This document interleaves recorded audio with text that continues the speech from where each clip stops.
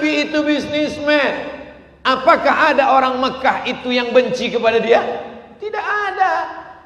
Orang musyrik jahiliyah memanggil dia Al-Amin. Punya istri baru, mati. Summastaqamu, istiqamah. Saat senang, salat. Saat susah, salat. Saat lapang, baca Quran. Saat sempit, baca Quran. Ini kadang orang tidak adil kepada Allah. Ketika sedang susah, ke masjid 7 kali. Subuh, zuhur, asar, maghrib, isya, tahajud, witir. Enggak pulang-pulang, di masjid terus.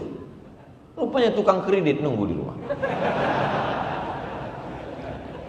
Begitu rezeki lancar, agak senang dikit aja, udah enggak ke masjid lagi. Assalamualaikum warahmatullahi wabarakatuh. Ya lu kemarin kemana? Biasa, rezeki sedang lancar. Nanti dicabut Allah. La in syakartum. Jangan sampai dicabut Allah baru sadar. Begitu Allah Subhanahu wa taala mempermainkan perasaan manusia. Sedang nabi-nabi aja ada masa susahnya. Nabi Muhammad sallallahu alaihi wasallam, anak muda, ganteng, bisnismen, berdagang, liila fi Quraisy, perjalanan orang-orang Quraisy bisnismen. Ila fihim rihlatasy syita was-shaib. Syita musim dingin ke Yaman, shaib musim panas ke negeri Syam. Yaman, Saudi Arabia, Syam, 4 negara. Yaman, Saudi Arabia, Suriah, Lebanon, Palestina, Yordania. Nabi Muhammad bisnismen 6 negara. Kau sangka dia jual tiwul? Yang jual tiwul jangan tersinggung. Takutnya nanti dilaporkan ke Mabes Polri oleh Asosiasi Penjual Tiwul, tersinggung. Nabi itu bisnismen. Apakah ada orang Mekah itu yang benci kepada dia? Tidak ada. Orang musyrik jahiliyah memanggil dia Al-Amin.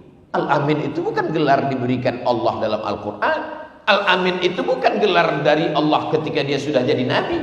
Orang musyrik jahiliyah, pemabuk, peminum khamar, pezina, sadar bahwa dia Al-Amin.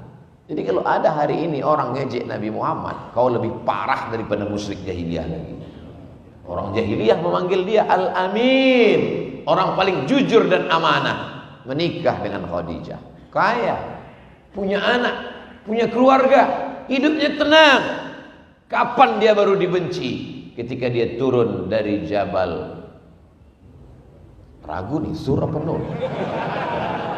Ketika dia turun dari Jabal Nur dan berkata, wahai penduduk Makkah, seandainya ku katakan bahwa tadi malam aku sudah didatangi oleh malaikat Jibril dan dia menurunkan wahyu kepada aku dan aku sudah diangkat menjadi rasul di antara nabi-nabinya, apakah kalian percaya? Mengamuklah mereka. Alihadza jama'tana, apakah untuk ini kau kumpulkan kami? Tabban laka ya Muhammad, celaka engkau Muhammad. Turun ayat tabbat yada abi lahabi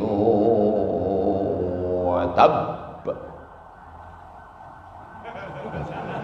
Saya sangka karena suara saya terlalu keras, hidup alarm mobil.